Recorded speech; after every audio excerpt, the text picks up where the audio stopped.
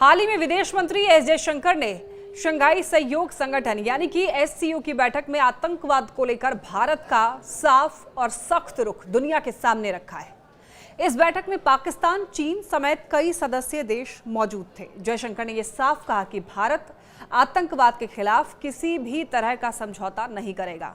उन्होंने पहलगाम में हुए हालिया आतंकी हमले को एक सोची समझी साजिश बताया, जिसका मकसद जम्मू कश्मीर की टूरिज्म इंडस्ट्री को नुकसान पहुंचाना और धार्मिक तनाव फैलाना था।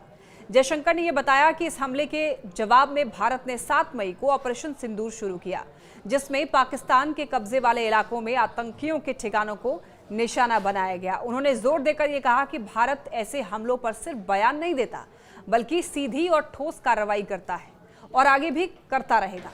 विदेश मंत्री ने यह भी याद दिलाया कि एससीओ की स्थापना ही आतंकवाद, अलगाववाद और चरमपंथ से लड़ने के लिए हुई थी। उन्होंने ये कहा कि ये तीनों बुराइयां अक्सर एक साथ आती हैं और पहलगाम हमला इसका ताजा उदाहरण है। तो ऐसे में एससीओ को अपने मूल मकसद से नहीं भटकना चाहिए और सभी देशों को एकजुट होकर काम करना चाहिए। जयशंकर ने चीन की मौजूदगी में स्पष्ट तौर पर यह कहा है कि किसी भी अंतर्राष्ट्रीय सहयोग में आपसी सम्मान, संप्रभुता और क्षेत्रीय अखंडता सबसे जरूरी है। और ये बयान चीन की बेल्ट एंड रोड परियोजना को लेकर के भारत की चिंता के संदर्भ में काफी अहम माना जा रहा है।